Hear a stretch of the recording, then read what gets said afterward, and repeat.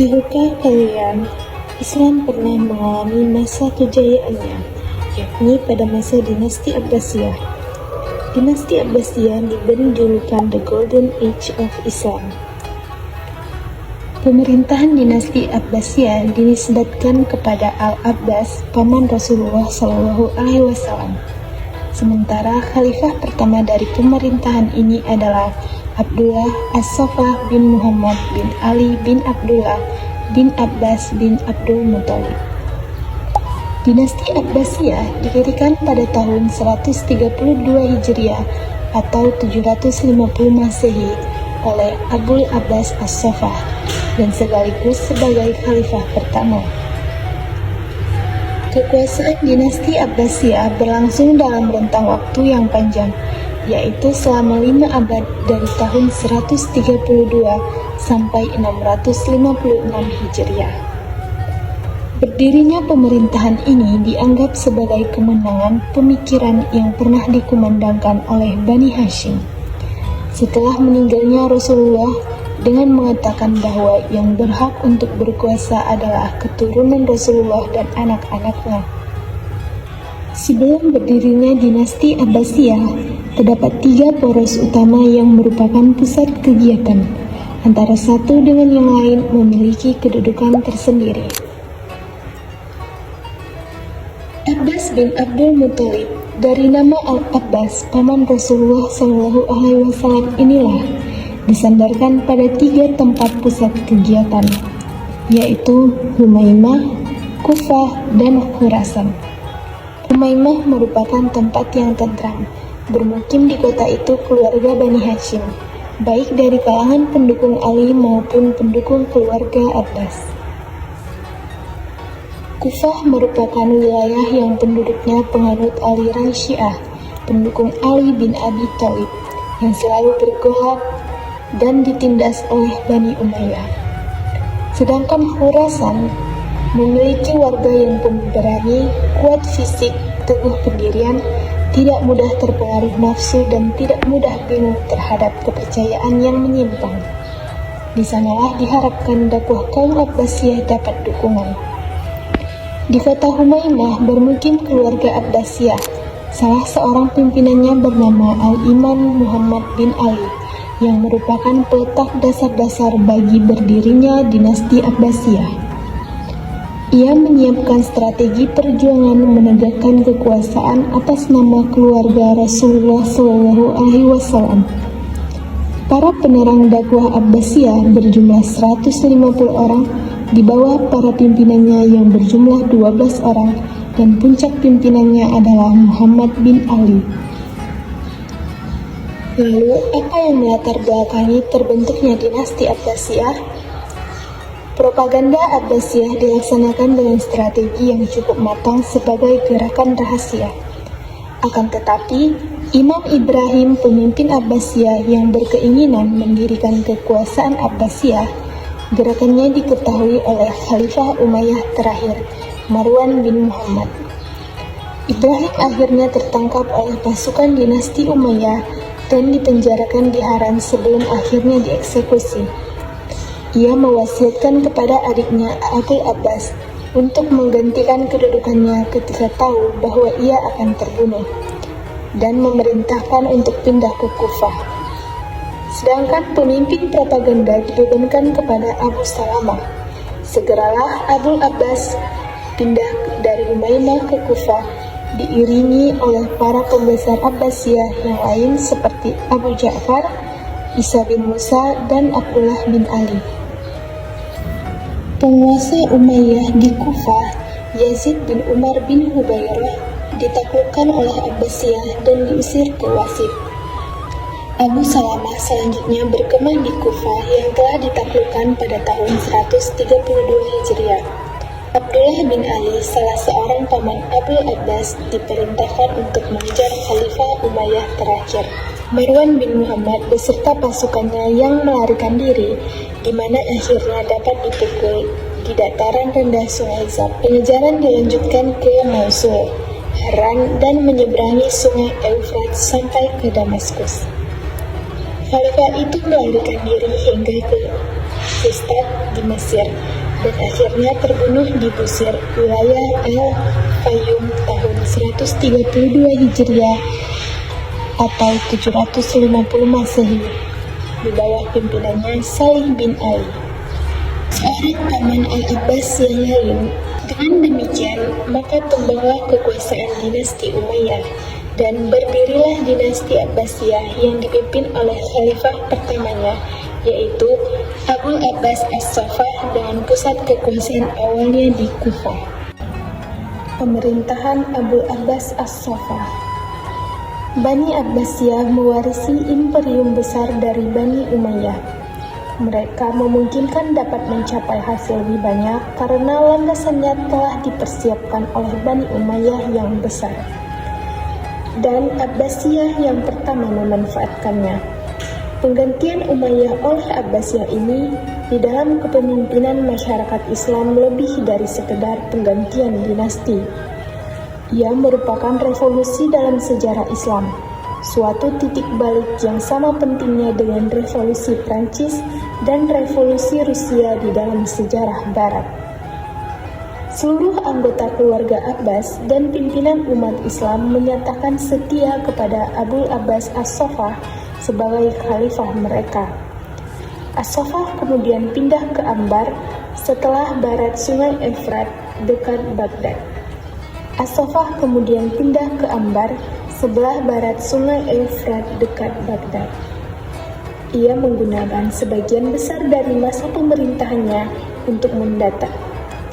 Ia menggunakan sebagian besar dari masa pemerintahannya untuk memerangi para pemimpin Arab yang kedapatan membantu Bani Umayyah. Ia juga mengusir mereka kecuali Abdurrahman yang tidak lama kemudian mendirikan dinasti Umayyah di Spanyol. As-Saffah juga memutuskan untuk menghabisi nyawa beberapa orang pembantu Bani Umayyah. Kekhalifahan As-Saffah hanya bertahan selama 4 tahun 9 bulan. Ia wafat pada tahun 136 Hijriah di Abar, salah satu kota yang telah dijadikan sebagai tempat kedudukan pemerintahan. Ia berumur tidak lebih dari 33 tahun. Bahkan ada yang mengatakan umur As-Saffah ketika meninggal dunia adalah 29 tahun. Selama dinasti Abbasiyah berkuasa, pola pemerintahan yang diterapkan berbeda-beda sesuai dengan perubahan politik, sosial, dan budaya. Berdasarkan perubahan pola pemerintahan dan politik itu, para sejarawan biasanya membagi dinasti Abbasiyah dibagi menjadi 4 periode. Yang pertama, masa Abbasiyah pertama, yaitu semenjak lahirnya Daulah Abbasiyah tahun 132 Hijriah sampai meninggalnya Khalifah Al-Watsik pada tahun 232 Hijriah. Yang kedua, masa Abbasiyah kedua, yaitu mulai Khalifah Al-Mutawakkil pada tahun 232 Hijriah sampai berdirinya Daulah Buwaywiyah di Baghdad pada tahun 334 Hijriah. Masa Abbasiyah ketiga yaitu dari berdirinya Daulah Buwaywiyah tahun 334 Hijriah sampai masuknya kaum Saljuk ke Baghdad tahun 447 Hijriah. Masa Abbasiyah keempat yaitu masuknya orang-orang Saljuk ke Baghdad tahun 447 Hijriah sampai jatuhnya Baghdad ke tangan bangsa Mongol di bawah pimpinan Hulagu Khan pada tahun 656 Hijriah. Para khalifah dinasti Abbasiyah. Sebelum Abu Abbas As-Saffah meninggal, ia sudah mewasiatkan siapa penggantinya, yakni saudaranya Abu Ja'far, kemudian Isa bin Musa keponakannya. Sistem pengumuman putra mahkota itu mengikuti cara dinasti Bani Umayyah. Dan satu hal yang baru lagi bagi para khalifah Abbasiyah yaitu pemakaian gelar. Abu Ja'far misalnya, ia memakai gelar Al-Mansur. Para khalifah Bani Abbasiyah berjumlah 37 khalifah, dan diantaranya adalah penguasa Umayyah di Kufah, Yazid bin Umar bin Hubairah, ditaklukkan oleh Abbasiyah dan diusir ke Wasit. Abu Salamah selanjutnya berkemah di Kufah yang telah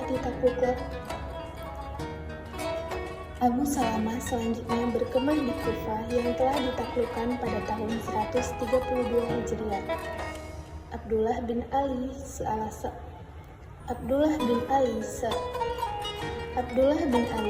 seorang paman Abu Abbas, diperintahkan untuk mengejar Khalifah Umayyah terakhir, Marwan bin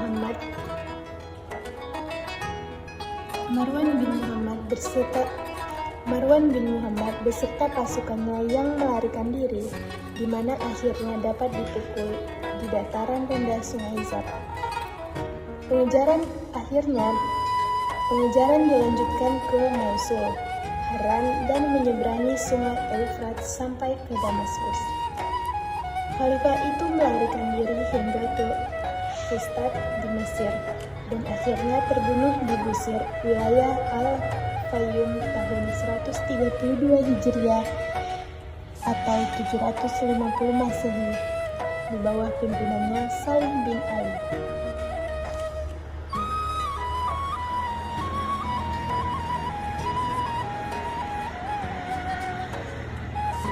Seorang paman Al-Abbas yang lain.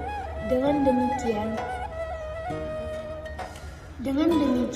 maka tumbanglah kekuasaan dinasti Umayyah dan berdirilah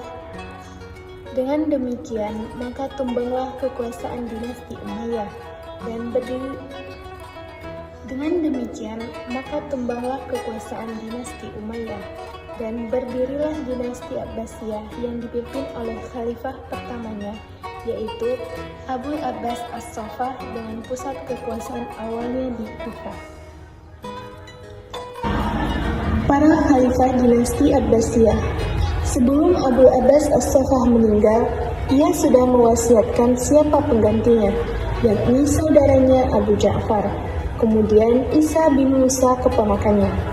Sistem pengumuman putra mahkota itu mengikuti cara dinasti Bani Umayyah. Dan satu hal yang baru lagi bagi para khalifah Abbasiyah, yaitu pemakaian gelar. Abu Ja'far misalnya, ia memakai gelar Al-Mansur. Para khalifah Bani Abbasiyah berjumlah 37 khalifah, dan diantaranya adalah masa kejayaan peradaban dinasti Abbasiyah. Pada periode pertama, pemerintahan Bani Abbasiyah mencapai masa keemasan. Secara politis, para khalifah betul-betul tokoh yang kuat dan merupakan pusat kekuasaan politik sekaligus agama. Di sisi lain, kemakmuran masyarakat mencapai tingkat tertinggi. Periode ini juga berhasil menyiapkan landasan bagi perkembangan filsafat dan ilmu pengetahuan dalam Islam. Peradaban dan kebudayaan Islam tumbuh dan berkembang bahkan mencapai kejayaannya pada masa dinasti Abbasiyah. Hal tersebut dikarenakan dinasti Abbasiyah pada periode ini lebih menekankan pembinaan dan peradaban dan kebudayaan Islam daripada perluasan wilayah. Di sini letak perbedaan pokok antara dinasti Umayyah dan dinasti Abbasiyah. Puncak kejayaan dinasti Abbasiyah terjadi pada masa Khalifah Harun al-Rasyid dan anaknya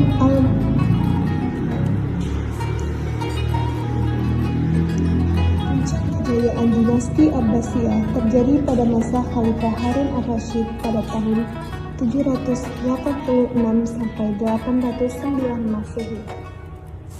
Ketika Ar-Rasyid memerintah, negara dalam keadaan makmur, kekayaan melimpah, keamanan terjamin walaupun ada juga pemberontakan, dan luas wilayahnya mulai dari Afrika Utara hingga ke India.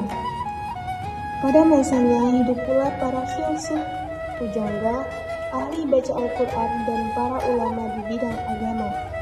Didirikan perpustakaan yang diberi nama Baitul Hikmah. Di dalamnya orang dapat membaca, menulis, dan berdiskusi. Khalifah Harun al-Rasyid sebagai orang yang taat beragama menunaikan ibadah haji setiap tahun yang diikuti oleh keluarga dan pejabat-pejabatnya serta para ulama dan berdharma kepada fakir miskin. Pada masanya berkembang ilmu pengetahuan agama seperti ilmu Al-Quran, qiraat, hadis, fikih, ilmu kalam, dan bahasa dan sastra. 4 mazhab fikih tumbuh dan berkembang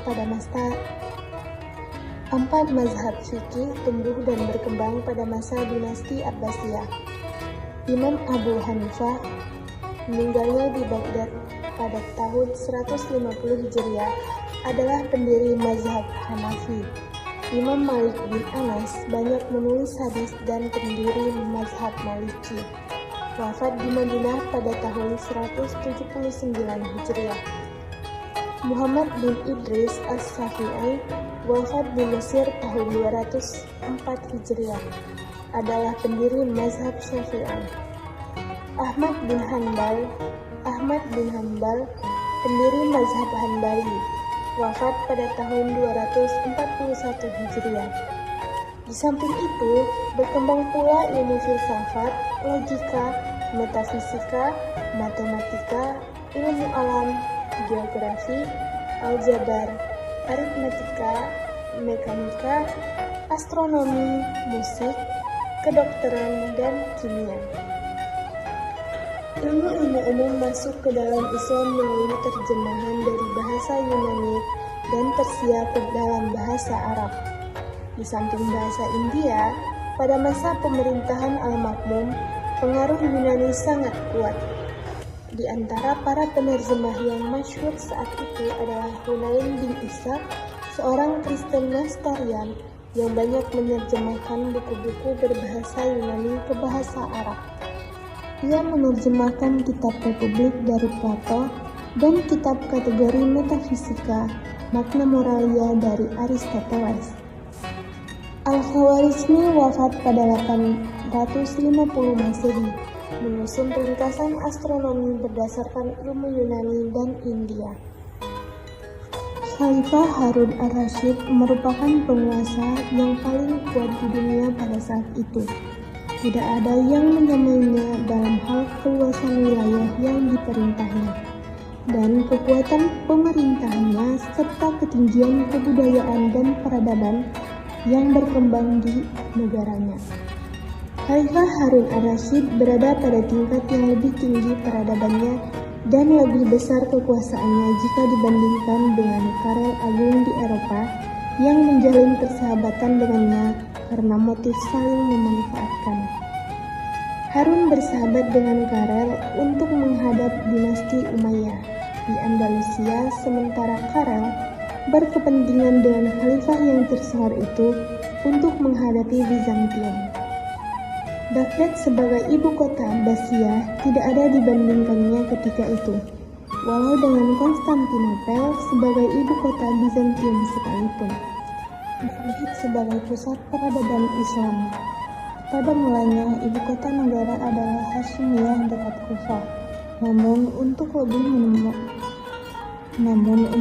memantapkan dan menjaga stabilitas negara yang baru berdiri itu, Al-Mansur memindahkan ibu kota negara ke kota yang baru dibangunnya.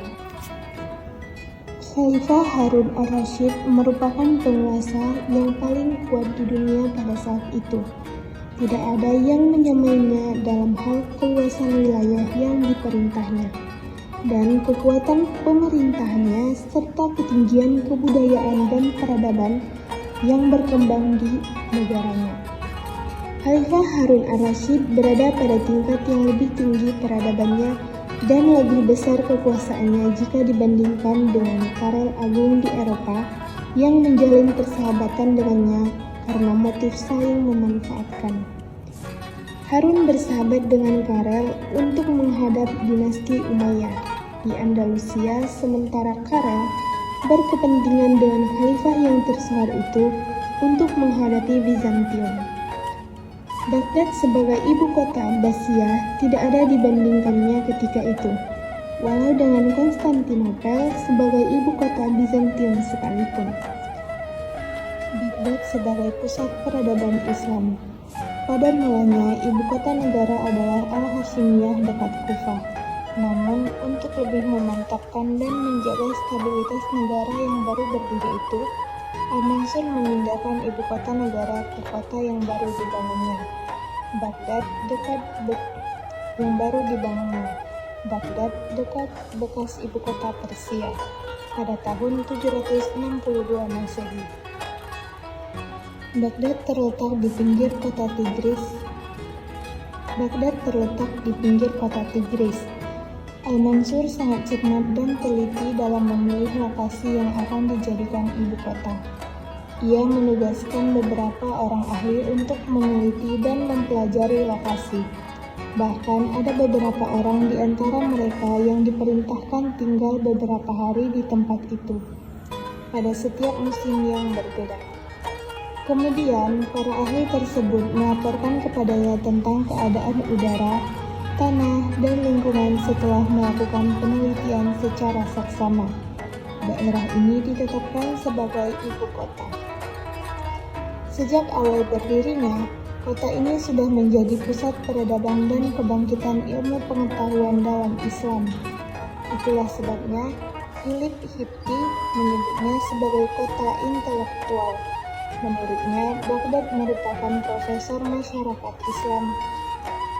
Kota Baghdad sebagai pusat intelektual terdapat beberapa pusat aktivitas pengembangan ilmu, antara lain Baitul Hikmah, yaitu lembaga ilmu pengetahuan sebagai pusat pengkajian berbagai ilmu. Baghdad juga sebagai pusat penerjemah buku-buku dari berbagai cabang ilmu yang kemudian diterjemahkan ke dalam bahasa Arab. Sebagai ibu kota, Baghdad mencapai puncaknya pada masa Harun ar-Rasyid.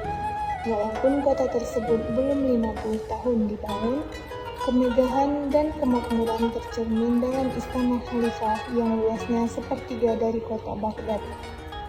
Yang berbentuk bundar itu dengan dilengkapi berbagai bangunan sayap dan ruang audiensi yang dipenuhi berbagai perlengkapan yang terindah.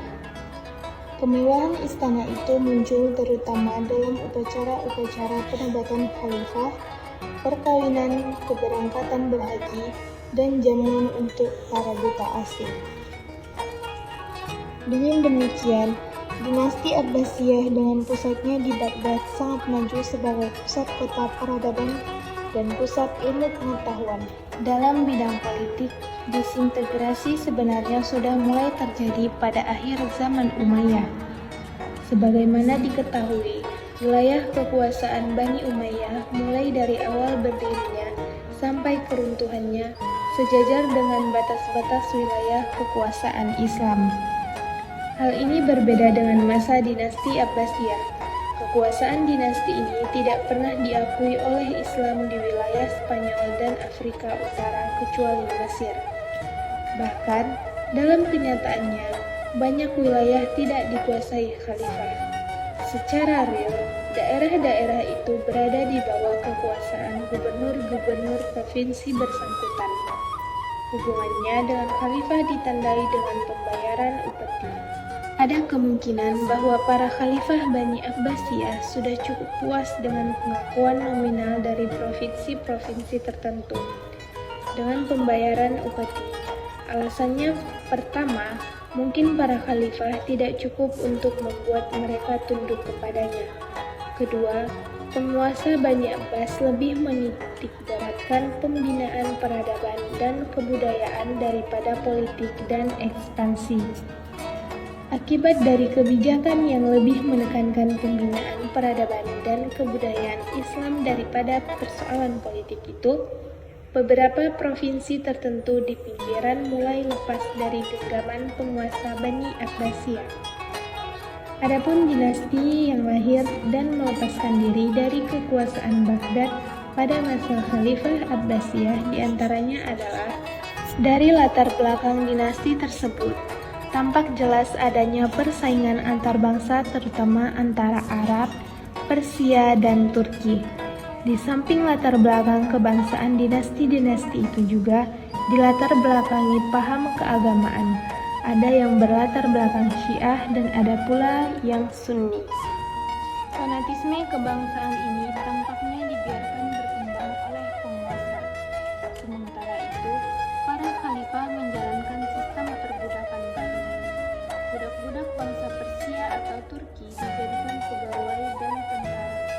Mereka diberi nasab dinasti dan mendapatkan gaji. Oleh Bani Abbas, mereka dianggap sebagai hamba. Sistem perbudakan ini telah mempertinggi pengaruh bangsa Persia dan Turki. Karena jumlah dan kekuatan mereka yang besar, mereka merasa bahwa negara ini adalah milik mereka. Akan tetapi, karena para khalifah adalah orang-orang yang kuat, mampu menjaga keseimbangan kekuatan, stabilitas politik dapat terjaga. Setelah Al-Mutawakkil, seorang khalifah yang lemah naik tahta, dominasi tentara Turki tak terbendung lagi. Sejak itu, kekuasaan Bani Abbas sebenarnya sudah berakhir. Kekuasaan berada di tangan orang-orang Turki.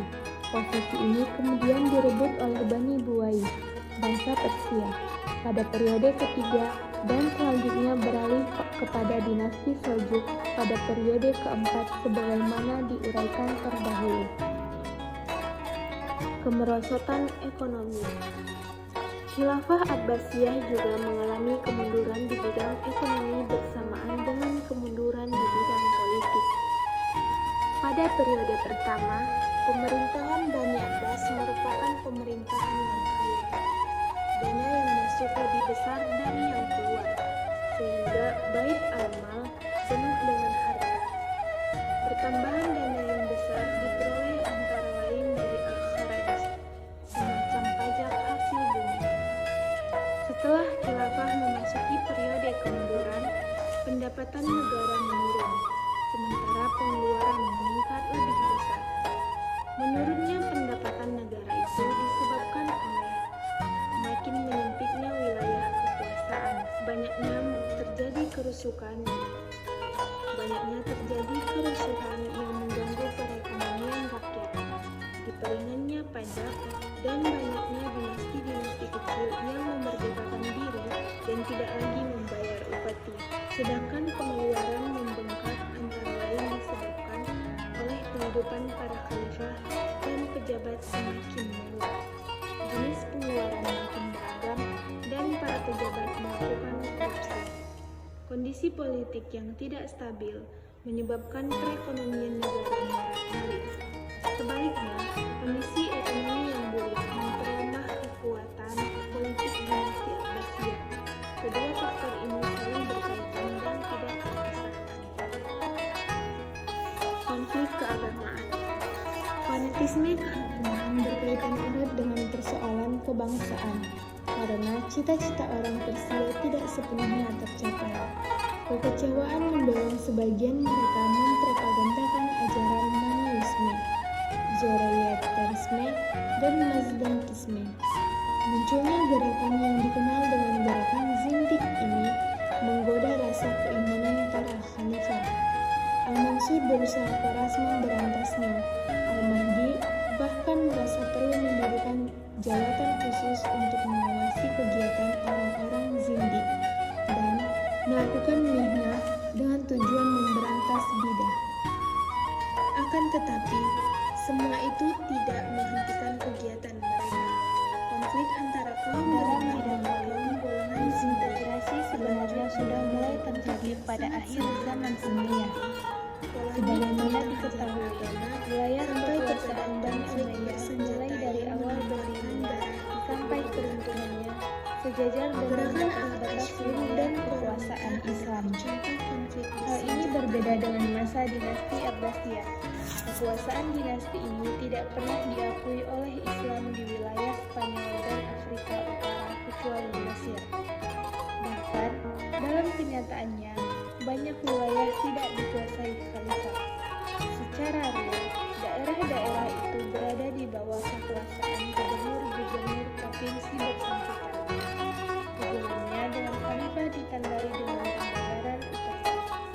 Akhir dari kekuasaan dinasti Abbasiyah ialah ketika Baghdad dihancurkan oleh pasukan Mongol yang dipimpin oleh Hulagu Khan pada tahun 655 Hijriah atau 258 Masehi.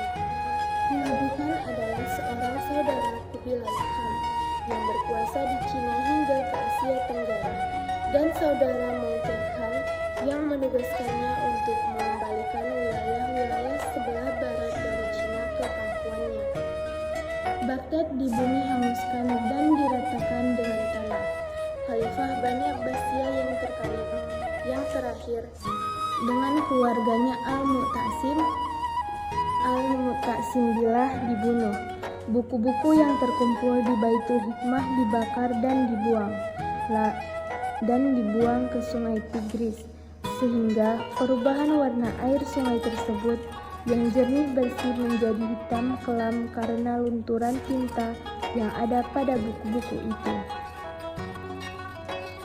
Demikian lenyaplah dinasti Abbasiyah yang telah memainkan peran penting dalam pencaturan kebudayaan dan peradaban Islam yang gemilang.